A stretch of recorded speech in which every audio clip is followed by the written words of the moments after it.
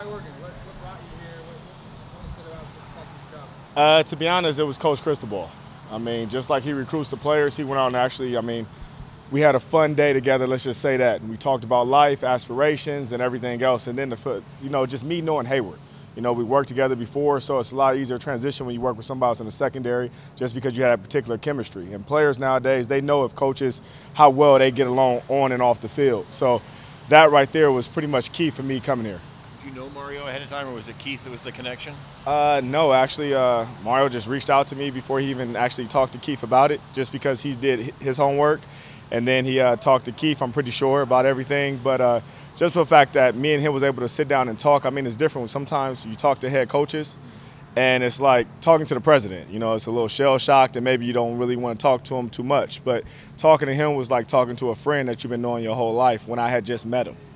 Kind of like Mike Riley's kind of a similar personality in that sense? Very, very. Mike Riley's like a father figure, and Coach Cristobal was like the best friend you always wanted. How do you feel about, give your assessment of the unit you inherited and how they're doing this spring? Very, very young.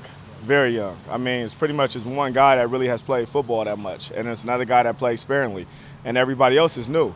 So, it's like, they're learning football IQ-wise, because a lot of these guys are, tremendous athletes just like we have on our team, but not too many of them play corner. And in high school, when you play DB, you really pretty much play offense, and everybody's focused on getting the ball.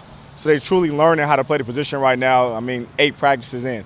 Even numbers-wise, you can't go past about 2 deep right now until the guys come in the fall. No, we're very, very thin. We're very thin.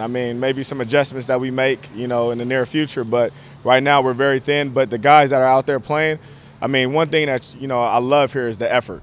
And we actually have really, really good kids on this team. So, you can see that the want to is there. And once the want to is there, they're going to put all the extra work in to get better. Anybody consistently stand out? It's a daily, change. So it's like a big roller coaster. But, it's the same guys. It's going to be the guys that pretty much play. Because even the mistakes they make, they don't make them again.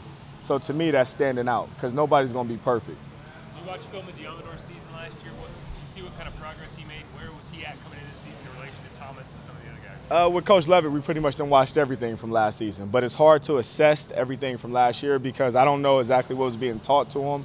I don't know what was being said to him. And then on top of that, Diamador and Thomas last year, even though they was freshmen in college, they were supposed to still be seniors in high school. They were fairly young. So, those are guys that really should only just now be coming.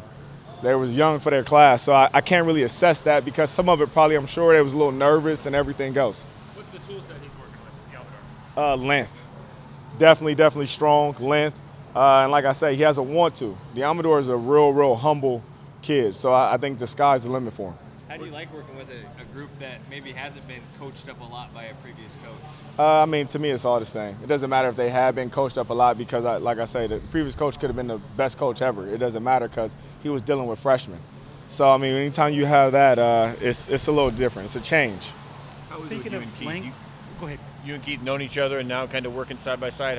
How does that mix and match work with you two out in practice and in the film? Well, we worked side by side before. And, usually when you have somebody in this profession, it's a small profession, even though I think it's all these coaches in the world. So anytime you have somebody that you respect and you stay in touch. So it's not like we work together and haven't talked for five years or so. It's somebody who I constantly stayed in touch with.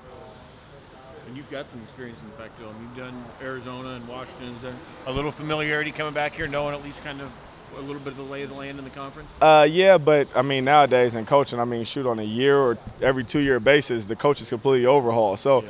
I know definitely some of the players, but the schemes have definitely changed. What did you get from Riley and kind of your experience in Nebraska last year? I have nothing but positive to say about Riley. I loved Riley. So, just a great guy. See him in a couple weeks? Yeah. In a couple months? Yeah. What does hockey bring to the table? What's his development been like so far? Hockey, you see him right now, he walks on this field like a creative player. So, he's every bit of 6'2½", maybe 6'3", 200 pounds, and hockey can flat out run. But he has to all of a sudden adjust to his body. This is not junior college, this is not high school. So the guys he's lining up against are the best of the best.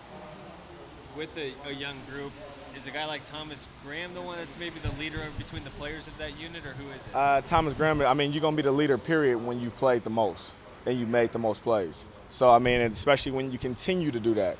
So it's not going to be a fall off in him. because he came here on a mission, and he's going to continue on that mission.